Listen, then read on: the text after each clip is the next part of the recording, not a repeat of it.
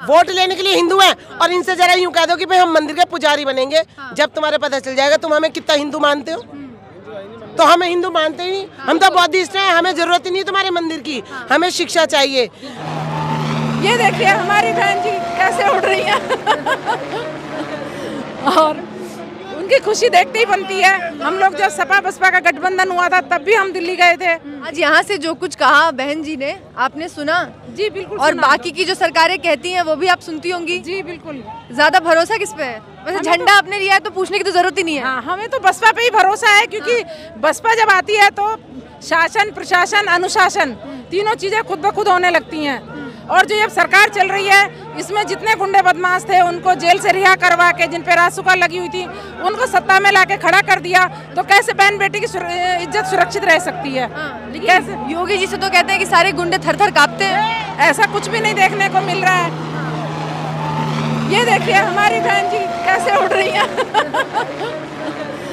और उनकी खुशी देखते ही बनती है। हम लोग जब सपा बसपा का गठबंधन हुआ था तब भी हम दिल्ली गए थे इसी ड्रेस में ऐसे ही, और जिस वक्त वो गठबंधन टूटा था तो हमारी फोटो उसमें दी गई थी। हम तब एक डंडे में दोनों झंडे लगा के गए थे।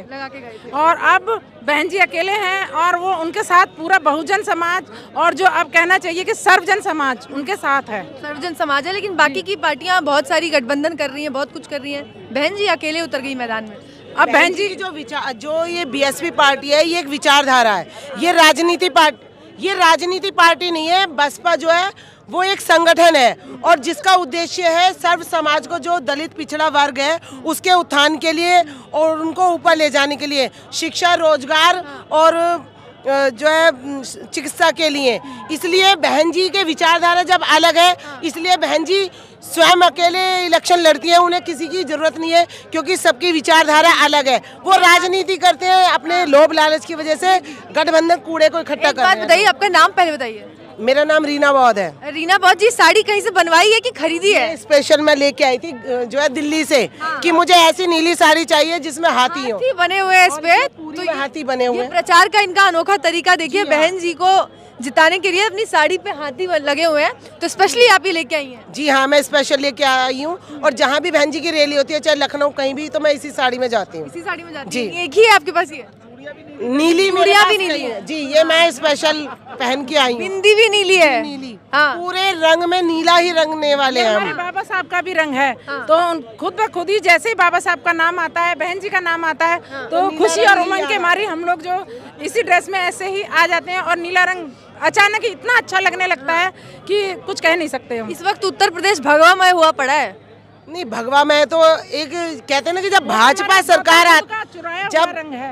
सरकार आती है तो ये इनके दो ही उद्देश्य होते हैं, एक राम मंदिर और राम। इनके अलावा तो और कुछ होता नहीं है। तो अब जनता जो है ना जान चुकी है कि हमें है ना मंदिर की जरूरत नहीं है, हमें जरूरत है शिक्षा के, विद्यालय की।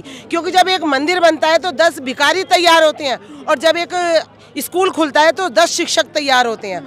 और हमारे समाज को शिक्षा की जरूरत है, हमें मंदिर की जरूरत नहीं है। जब राम राज था तब उस वक्त हमारा जो बहुजन समाज था वो कपड़ों में भी नहीं था। आप देख सकते हैं आदिवासी उसमें दिखाते हैं। और जब संविधान आया, बाबा साहब आए, तो हमारे सबके अधिकार भी मिले और संसद तक पहुंचे। अगर मंदिरों में न्याय मिलता तो योगी मोदी ये जो सत्ता में नहीं आते, सीएम पीएम नहीं बनते, फिर तो इन्हें जो मंदिर में बैठना चाहिए था, इन्हें यहाँ नहीं आना चाहिए था सत्ता में। क्योंकि सत्ता से, पढ़ाई के द्वारा सब कुछ मिलता है, संविधान के द्वारा सब कुछ मिलता है। इसलिए ये लोग बाहर आए हैं। राम मंदिर तो केवल हमें जो अंधविश्वास की तरफ ले जाता है। हमने राम मंदिर बनाया, ये राम मंदिर यदि इनका बना है ना, ये हमारे संविधान की वजह से हुआ है। अन्य इतने दिन तक तो इनका राम मंदिर भी अटका हुआ था। ये हमारे बाबा साहब के बनाए हुए संविधान की वजह से, जब ऊपर से सुप्रीम कोर्ट ने मंदिर खोल दिए, मंदिरों में कौन बैठे? मंदिरों में मंदिरों के ठेकेदार बैठे हैं, पुजारी बैठे हैं। वहाँ पे विद्यालय की तरफ जाएंगे तो वो विज्ञान की तरफ बढ़ेंगे, चांद पे जाने की सोचेंगे, यहाँ रोजगार के लिए सोचेंगे। एक परिवार शिक्षित होता है तो पूरा का पूरा उसका जो शिक्षित होता है। जी, दलितों को तो ये सोचा है कि इनको पढ़ाई लिखाई से कोई मतलब, ये इन्हें बिठा दो, सिर्फ मंदिर बनाओ। हम हिंदू हैं, वोट लेने के लिए हिंदू हैं, और इनसे जरा यूं कह दो कि भाई हम मंदिर के पुजारी बनेंगे। जब तुम्हारे पता चल जाएगा तुम हमें कितना हिंदू मानते हो। तो हमें हिंदू मानते ही नहीं, हम तो बौद्धिस्ट हैं, हमें जरूरत ही नहीं तुम्हारे मंदिर की, हमें शिक्षा चाहिए। और ये सपा सरकार, भाजपा सरकार, एक नागनाथ एक सांपनाथ, दोनों ने ही हमारे समाज का नुकसान ही करा है। सपा सरकार आई थी, इसने डिमोशन किया, जो हमारे पदाधिकारी बड़ी बड़ी पोस्ट पे थे उनको नीचे लिया है, और जो प्रमोशन में आरक्षण था उसको ख़त्म किया। जो हमारी बहन जी ने शिक्षा के लिए जो स्कॉलरशिप लागू की थी वो सपा सरकार ने ख़त्म की। तो हम कैसे मान लें सपा सरकार अच्छी है? हमारे लिए कोई सी भी सरकार अच्छी नहीं है। हमारे लिए बहुजन सरकार नंबर 1 पे है। हमें बहुजन सरकार में कुछ मांगने की जरूरत कभी भी किसी को नहीं पड़ती। देखिए बिना मांगे मिलती है। नोटबंदी हुई, अच्छे अच्छे लोगों के जो बहन बेटियों के लिए शादी ब्याह के लिए रखे जाते थे उन महिलाओं के सब पैसे निकाल लिए गए। उसके बाद कोविड काल आया, उसमें कोई चिकित्सालय इन्होंने नहीं बनाया जिसमें कि उनकी किसी की भी जो जान बचाई जा सकती। और जो गंगा में जब लाशें बह रही थी, और ऐसी गंगा में ये मोदी जी 6.5 करोड़ खर्च करके डुबकी लगा रहे हैं, उनकी लाशों पे तांडव कर रहे हैं। तो ये कहाँ का जो ये सरकार जो आप कहते हो कि अभी आगे जब मोदी सरकार नहीं चाहती कि बीजेपी आए। हमारी बहन जी अनुशासन प्रिय हैं। बहन जी ने ऑर्डर कर दिया था कि कम से कम लोग आने हैं, तो हमारी मैडम ने 1000 की जगह 199 कुर्सियां लगाई, और आप देख रहे हैं उसी हिसाब से हमारे लोग कम आए हैं। और इस सबको पता है कि बसपा का जनसैलाब क्या होता है। किसी पे कोई FIR हो या मेरा कोई भी बंदा जो परेशान हो, तो इसलिए शासन में कभी भी हमारे बहन जी की रैली हुई हो और किसी पे कोई मुकदमा कुछ दर्ज हो, आज तक का रिकॉर्ड कभी नहीं हुआ। हम सब जो है संविधान से चलने वाले हैं। बहन जी के साथ में अगर बहन जी के शासन में भी होंगे जैसे यहाँ सेफ है, ऐसी तब भी हम पूरी जनता से। आपको अपनी साड़ी दिखानी थी इसलिए आपने जैकेट स्वेटर नहीं पहना है कि आपको वाकई सर्दी नहीं लग रही? नहीं, मुझे सर्दी नहीं लग रही। मेरा कोट स्कूटी में अभी भी रखा हुआ है। ये इतने नारे लगा लगा के इतनी गर्मी आ गई है कि मेरा कोट मेरी स्कूटी के अंदर है।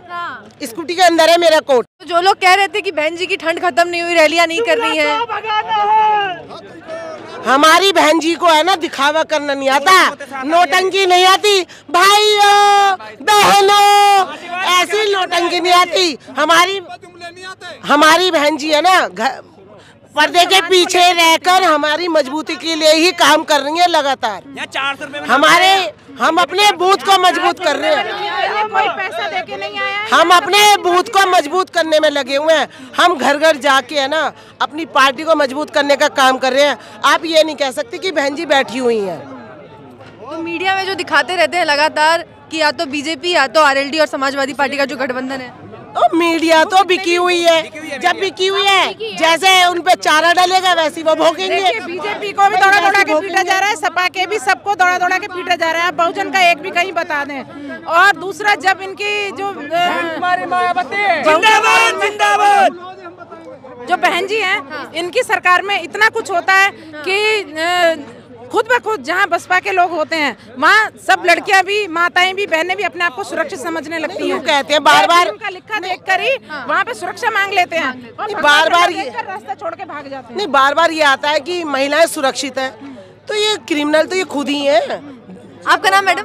मेरा जगरोशनी बौद्ध, नोएडा से। अच्छा, नोएडा से। जगरोशनी जी, महिलाएं बड़ी आक्रोशित है, इतनी आक्रोशित है कि मुझे सवाल पूछने तक की जहमत नहीं करनी पड़ रही, खुद ही एक के बाद एक मुद्दे उठाए जा रही है। नहीं है ना, ये एक के बाद एक सारे मुद्दे खुद ही भाई साहब, आप लोग रोज बोलते हैं महिलाओं को बोलने दीजिए। महिलाओं की बात करने आई हैं तो महिलाओं से बात कर ले। मैं बहुत देर से ढूंढ रही थी, आज थोड़ा सर्द मौसम है इसलिए कम महिलाएं दिख रही है मुझे। नहीं, बहुत ही महिलाएं, बहुत थी। हाँ, मतलब वैसे देखे तो आगरा में भी बहुत दिखी थी हमें। तो वही आपसे जानना चाहूंगी कि आपके लिए क्या लगता है कि कौन से मुद्दे हैं जिसपे बीजेपी का सफाया हो सकता है? देखिए, बीजेपी की मैं बात करूं या ना करूं, लेकिन हमें बहन जी की बात करनी है। हमें बहन जी का राज चाहिए। जो बहन जी के राज में हमें शासन, प्रशासन, अनुशासन जो मिलता है वो बहुत जरूरी है। उसी के द्वारा हमारे देश में महिलाओं की सुरक्षा, बच्चों के लिए शिक्षा, बेघरों के लिए घर मिल सकते हैं। बहन जी आएंगे तो सब कुछ सर्वजन सुखाय होगा और सर्वजन हिताय।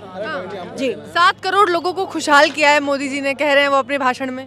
हमें नहीं पता किया होगा, हमें तो अपने सामने जो हमें सामने दिखाई देता है, जो हमें ना महिलाओं को बोलने दीजिए आज, जो हमें काफी है। देखिए, जो हमें सामने दिखाई दे रहा है हम तो उसकी बात करेंगे। किसने क्या किया हमें नहीं पता है, लेकिन हम आज जो है पूरा देश त्राही त्राही कर रहा है, और इसके लिए बहन जी का आना बहुत जरूरी है।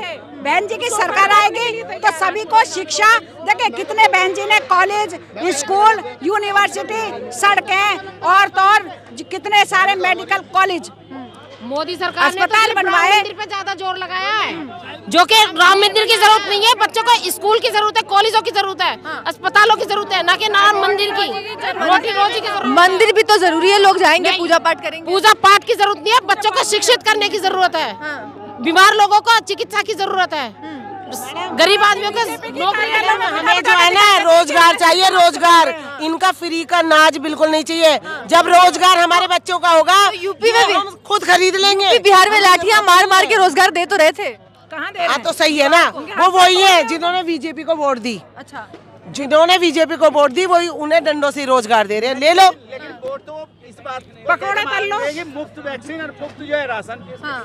क्या उसमें वोट आपको मुफ्त में वैक्सीन दी, मुफ्त में राशन। बताओ, ये तो हमारे टैक्स का दिया हुआ है। खुद एक थैला लेके आया था, वो हम जो टैक्स भरते हैं 32% जो हमारा टैक्स जाता है उससे जनता को देते हैं, और उसी से जो जनता और जो ये सड़कें बनाई जाती हैं, जो बिजली का काम होता है, जो लोगों को ये गरीबों को बांटने का होता है, या कुमारी मायावती अपने ही घरों में बिठा के ये दिखा देते हैं कि देखो हमें दलित जो बुला रहा है, 20 वर्ष से बीजेपी को चाहता है, जबकि वो बीजेपी के ही घर में बैठ के ये सब प्रचार कर रहे होते हैं। वो अपने ही घरों में घुसा के और दिखा देते हैं, देखो हम दलित के घर में खा रहे हैं। अरे निर्लज्जो, कम से कम कभी तुम अपने घर में बिठा के खवाओ तो हम जाने। जो ये कह रहे हैं भाई दलित के यहाँ खिचड़ी खाई तो क्या हो गया, दलित इंसान ना है?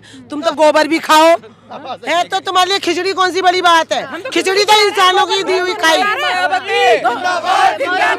मंदिरों में जाएंगे तो गोबर और मोती पिलाएंगे, और विद्यालय की तरफ जाएंगे तो बड़े बड़े इंजीनियर। ये इतनी उत्तेजित है कि माइक हटने को जा रहा है, लेकिन ये बोलना इनका खत्म नहीं हो रहा है। चिपकते जा रहे हैं, चिपकते जा रहे हैं, ये चिपकते जा रहे हैं।